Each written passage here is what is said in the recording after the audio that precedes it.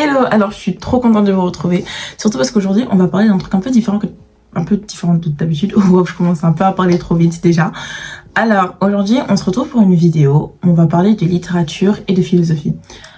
Pourquoi je fais pas un vlog et pourquoi je poste plus de vlogs en ce moment? La raison est très simple, les vlogs c'est pas ce que je préfère le plus.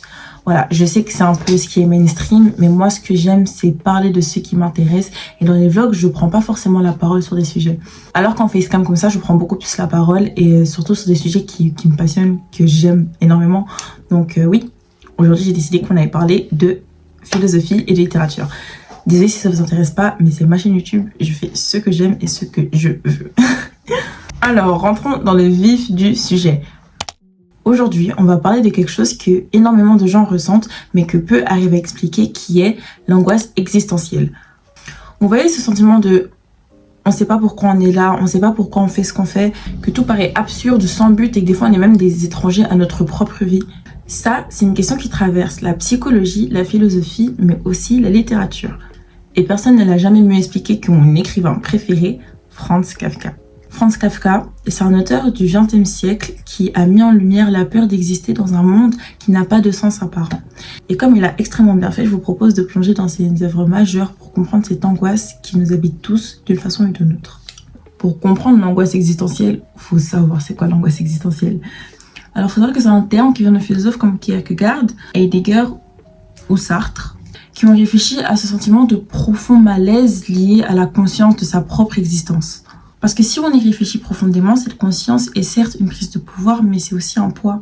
C'est une prise de pouvoir parce qu'on réalise qu'on est libre, qu'on est responsable, mais c'est un poids parce qu'on réalise que la mort est inévitable et que la vie n'a pas de sens prédonné. L'angoisse, c'est donc cette peur diffuse, souvent qui vient sans cause précise, face à cette anomie.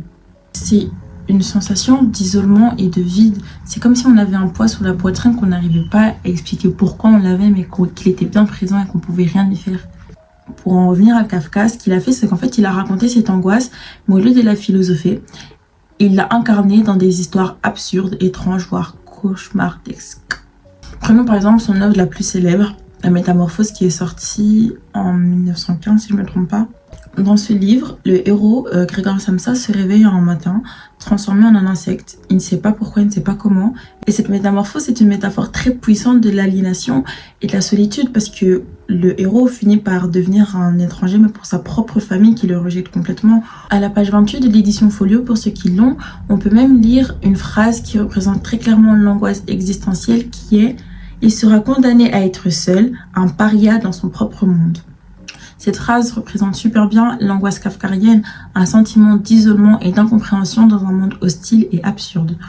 Pour un autre exemple, toujours dans les livres de Kafka, il y a Le Procès qui lui a été publié en 1925, où le héros de l'histoire, Joseph K, est arrêté sans savoir pourquoi et ni par qui. Il va tenter de se défendre, mais il est face à une machine judiciaire opaque et implacable. Dans ce roman, la machine judiciaire, elle fait office de la société parce qu'on va essayer de se défendre, on va essayer d'enlever cette angoisse, mais on ne peut pas. Pourquoi? Parce que au final, la vie est là et on ne peut pas y échapper. La mort est là et on ne peut pas y échapper. On est les Joseph K et la vie, c'est la machine judiciaire.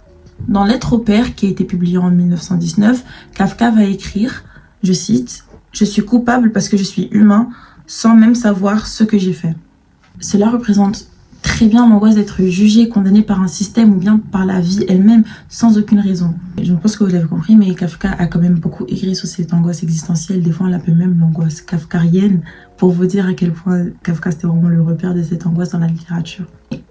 Maintenant, la question c'est pourquoi tous ces textes d'il y a un siècle nous touchent toujours aujourd'hui. Une des raisons principales, c'est que dans la société moderne actuellement, on a perdu beaucoup de repères. C'est-à-dire que les religions, traditions, les valeurs collectives ont presque disparu ou alors sont très fragilisées. Et face à cette perte de repères, on se retrouve certes à une liberté immense, mais on se retrouve aussi à une solitude profonde. Et comme Kafka, des fois on se retrouve juste prisonnier ou prisonnière d'un système invisible, le travail, l'école, les normes sociales, ou alors même la pression constante de devoir performer tout le temps. Cette angoisse, on la vit tous, même sans se rendre compte. Ça peut être le matin où tu te réveilles, tu sais pas pourquoi tu te réveilles, ta journée te paraît lourde, sans couleur, ou alors le moment où tu es au travail et tu râles parce que tu sais pas pourquoi tu fais tout ça. C'est un peu cette sensation de décalage, même quand tu es entouré de plein de monde mais que tu te sens toujours seul. C'est comme si tu étais étranger de ta propre vie, que tu étais un spectateur de ta vie. Mais l'angoisse existentielle, ça peut aussi être la peur de ne pas avoir le contrôle sur tout alors que tu as l'impression que tout s'effondre devant toi. Et Kafka, c'est un peu cette voix qui dit que t'es pas fou, qu'il y a plein de gens qui ressentent ça. Et Kafka, dans ces moments-là, c'est un peu cette petite voix qui dit t'es pas fou, c'est juste l'existence parfois qui est bizarre et incompréhensible. Pour conclure, l'angoisse existentielle, c'est pas une maladie et ni un défaut. L'angoisse existentielle, c'est une prise de conscience, certes difficile, mais essentielle à notre vie. J'ai beaucoup parlé de Kafka, mais c'est pas parce que c'est une solution miracle, ce n'est pas un antidote. J'ai beaucoup parlé de Kafka parce que Kafka nous donne un miroir. Il nous permet de voir ce qui est le plus enfoui en nous. Parce que certes, cette angoisse, on la vit tous, mais il y en a peu qui arrivent à la comprendre. Et regarder cette angoisse en face, c'est peut-être le premier pas pour vivre plus librement. Certes, dans l'absurde, mais toujours plus librement. Merci d'avoir regardé la vidéo. Si le sujet vous parle, vous pouvez toujours peut-être débattre avec moi si ça vous dit. J'ai mes réseaux là. Et merci d'avoir écouté la vidéo, ça fait vraiment plaisir, sachant que je fais pas ça très souvent. Et voilà, à bientôt, bye bye.